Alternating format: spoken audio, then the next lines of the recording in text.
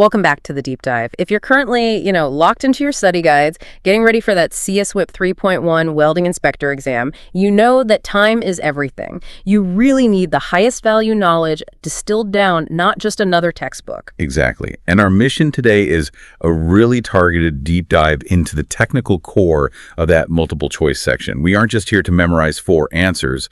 We are going to pull out the principles behind why the right answer is right.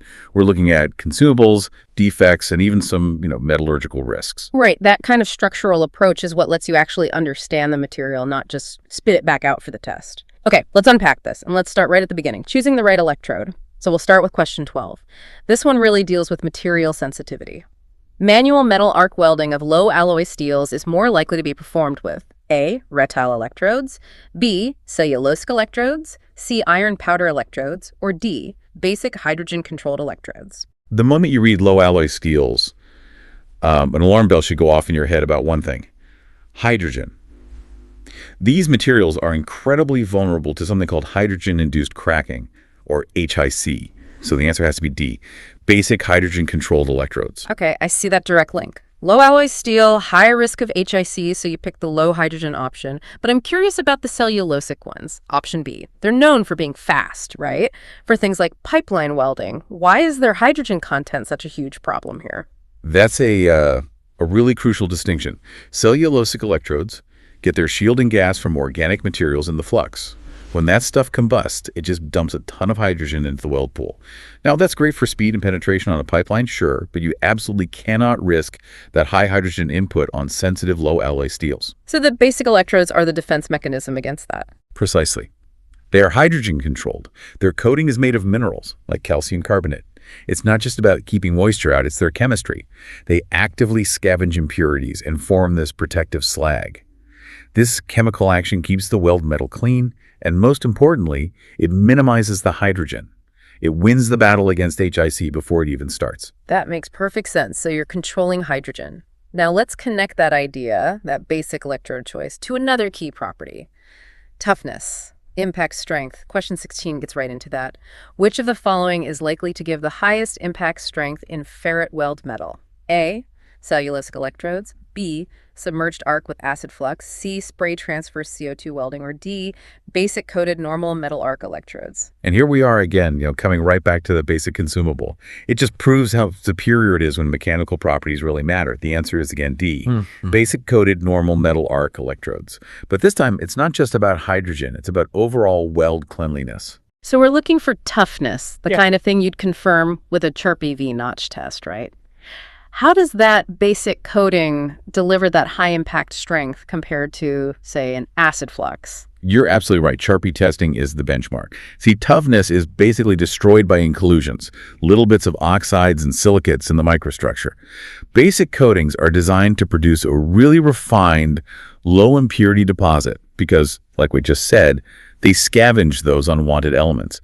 Fewer inclusions means fewer places for a crack to start, which gives you much better impact strength. Okay, and what about option B, the acid flux? Well, acid fluxes do the opposite. They tend to introduce more silicon and oxygen into the weld, and that creates these big non-metallic inclusions that just wreck the microstructure. They make the material brittle. If we connect this to the bigger picture, the principle is clear. If you need high toughness in a critical steel, you need a process designed for purity, and that's the hallmark of the basic low hydrogen electrode. That gives us a really clear framework for consumables. Basic coatings solve both hydrogen cracking A&D toughness problems, but sometimes the problem isn't the material you're feeding in, it's the process itself. Let's shift over to process-specific flaws. Okay, question 13. Which of the following defects is more common to weld deposited by the CO2 welding process than weld deposited by manual metal arc? A. Slag inclusion, B. Excess penetration, C. Lack of side fusion, or D. Tungsten inclusions. Here's where it gets really interesting, comparing these two workhorse processes side by side. This one is testing your understanding of the physics of it all. And the correct answer is C, lack of side fusion. To get why, you have to understand what CO2 welding or GMAW is all about. It's fast, right? High deposition rates. Very fast, Yeah. often used in automated setups. But if the welder pushes that speed too far or uses the wrong angle, you get into trouble. The edges of the weld pool just don't stay liquid long enough to properly melt and tie into the sidewall. It's kind of like trying to draw a line too quickly with a marker. The tip just glides over the surface without really soaking in. So the speed is the root cause for that specific failure. And how does that compare to MMA?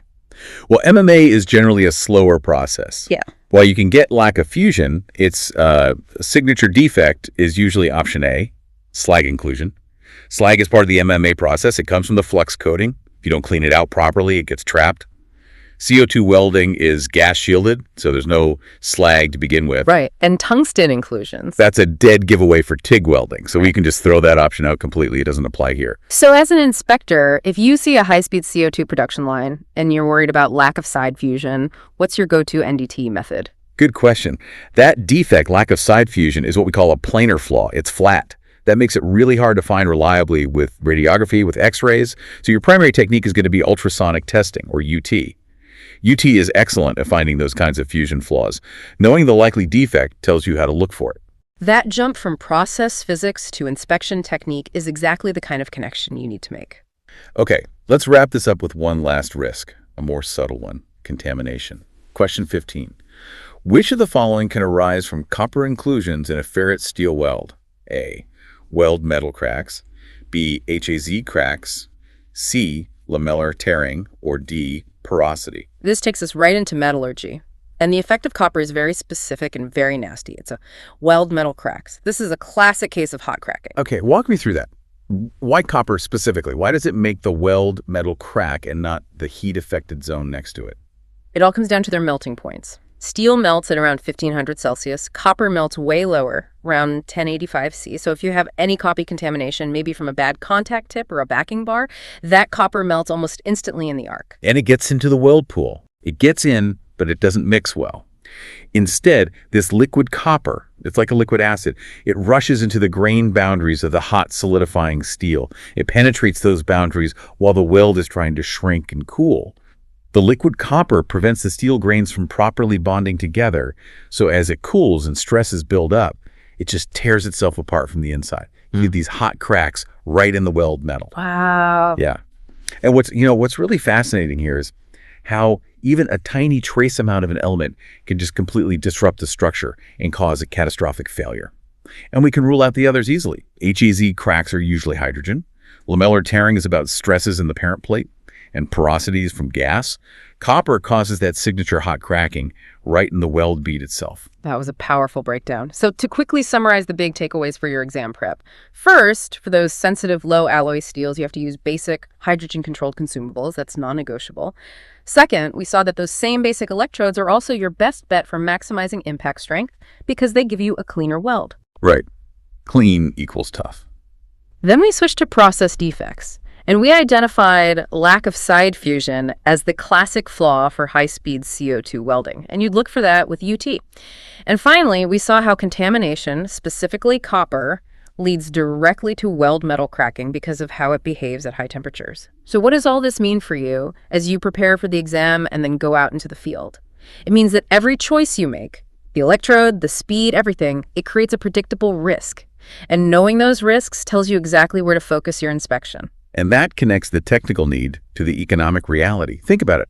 A basic low hydrogen electrode might cost a little bit more upfront, but avoiding a single failure from hydrogen cracking or avoiding a huge delay because you have to grind out copper cracks, that makes the technical choice the cheapest insurance policy you could ever buy. The ability of that basic coating to actively clean the weld is protecting you from the failures you can't even see. That's the real return on investment for knowing your stuff.